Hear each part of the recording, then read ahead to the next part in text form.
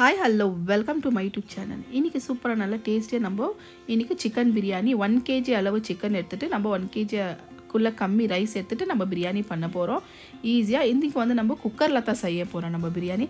நார்மலா நம்ம பாட்ல செய்றோம் இல்லீங்களா? இப்போ ஈஸியா குயிக்கா இப்போ ஃபுல்லா மிக்ஸ் பண்ணி ஒரே வாட்டி நம்ம குக்கர்ல வச்சு ஈஸியா பண்ற மாதிரி தான் நம்ம இன்னைக்கு பிரியாணி பண்ண போறோம். வாங்க பார்க்கலாம் இதுக்கு தேவையான பொருள் என்னன்னு.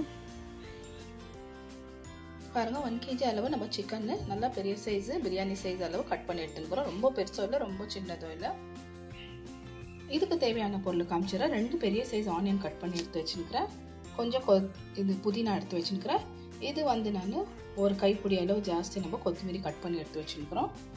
மசாலா காமிச்சறேன். நான் 1 teaspoon regular chilli powder, 1 teaspoon Kashmiri chilli powder, ஒரு 1/2 டீஸ்பூன் ஜீரா பவுடர், 1 டீஸ்பூன் வந்து பிரியாணி மசாலா, ஒரு 1/4 டீஸ்பூன் தான் டர்மரிக் பவுடர், 1 டேபிள் ஸ்பூன் வந்து நம்ம கொரியாண்டர் பவுடர் எடுத்து வச்சுக்கிறோம்.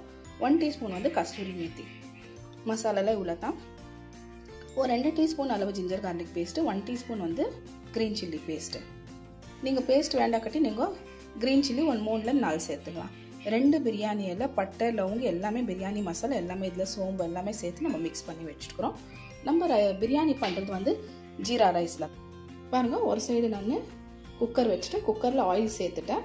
ஆயில் சூடானே எல்லாமே ஒன்று சேர்த்துக்கலாம். அதில் பாருங்க எண்ணெய் நல்லா சூடானே இருக்குது. நம்ம ஒரு ஸ்பைசஸ் எல்லாமே சேர்த்துக்கலாம். கொஞ்சம் லைட்டாக வதக்கி விட்டுக்கலாம். இதுக்கு மேலே நம்ம கட் பண்ணி வச்சுக்கிறோம் ஆனியன் சேர்த்துக்கலாம்.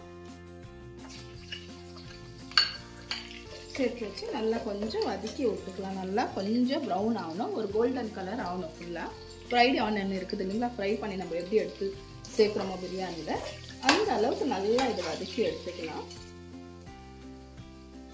நல்லா ஆனியன் இந்த அளவுக்கு அரைக்கணும் பாருங்கள். இந்த அளவுக்கு இது கொஞ்ச நேரம் விட்டாலும் இன்னும் ரொம்ப டார்க் ஆகிடும். இந்த அளவுக்கு இருக்கும்போது நம்ம இந்த சிக்கன் சேர்த்துக்கலாம். ஃபஸ்ட்டு நல்லா ஒரு 2 நிமிஷம் வரைக்கும் நம்ம சிக்கன் நல்லா இந்த ஆயிலில் வதக்கி விட்டுக்கலாம்.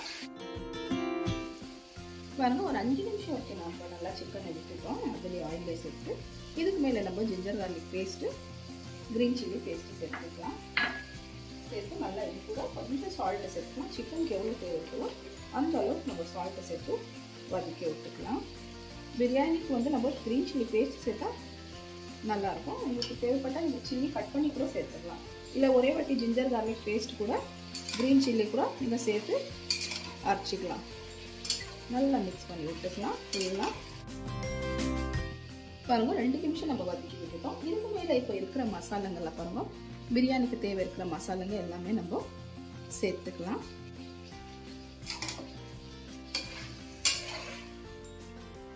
பாருங்கள் இந்த அளவுக்கு நம்ம நல்லா மிக்ஸ் பண்ணி விட்டுட்டோம் சிக்கனு.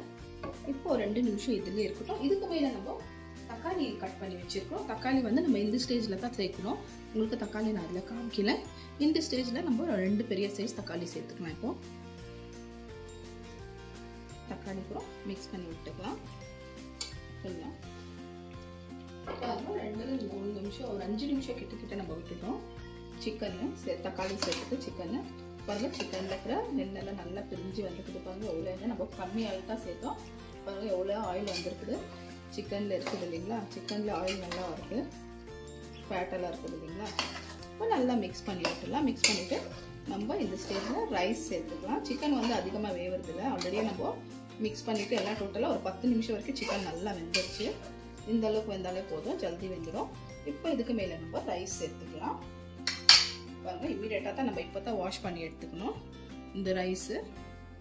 ஏன்னா இது ஊர் வைக்கிறது வேண்டாம், பாஸ்மதி ரைஸ் மாதிரி. நல்லா மேலே கீழே சிக்கன் ரைஸ் எல்லாம் மிக்ஸ் பண்ணி விட்டுடலாம். பாருங்க நல்லா மிக்ஸ் பண்ணி விட்டுட்டோம். இப்போ ரைஸ் எல்லாமே இப்போ தண்ணி சேர்த்துக்கலாம். மெஜர்மெண்ட் பண்ணிட்டு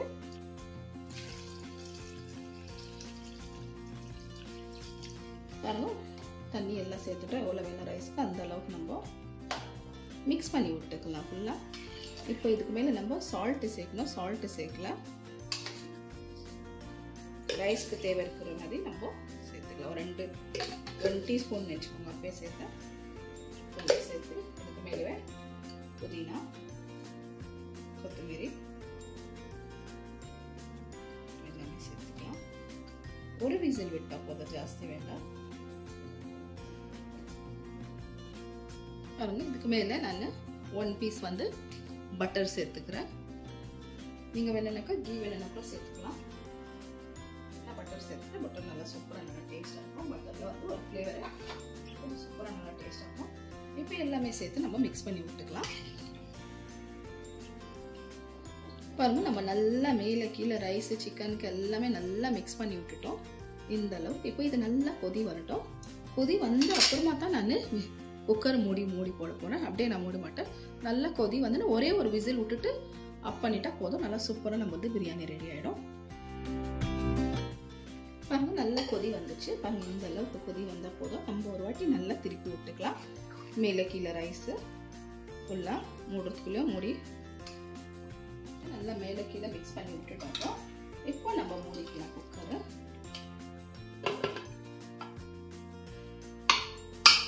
பாருங்க, ஒரு விசில் விட்டால் போதும். ஜாஸ்தி வேணாம்.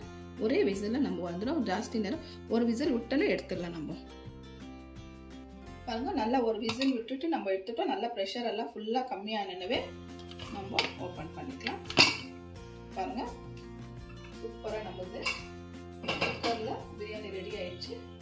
இந்த அளவுக்கு கொஞ்சம் நேரம் நம்ம அப்படியே சில்லுன்னு அறுத்து விட்டுட்டோம். பாருங்க, உடனே நம்ம கொஞ்சமாக சைடாக ஃபுல்லாக எடுத்துக்கலாம். ரைஸ் எல்லாம் இந்த அளவுக்கு கொஞ்சம் சில்லுன்னு ஆயிடுச்சு. எல்லாமே நல்லா ஒரு விசிலில் நல்லா சூப்பராக நம்ம வந்து பிரியாணி ரெடி ஆயிடுச்சு. கொஞ்சம் நம்ம இப்படி எல்லாம் அப்படி தள்ளி விட்டுக்கலாம். ஃபுல்லாக சிக்கன் புறம் நல்லா பாருங்கள், நல்லா வெந்துடுச்சு சிக்கன் புறம். இந்த அளவுக்கு பாருங்கள், சூப்பராக ஈஸியாக குக் ஆயிடுச்சு. இப்போ உங்களுக்கு நான் டிஷ் அவுட் பண்ணிவிட்டு காமிக்கிறேன்.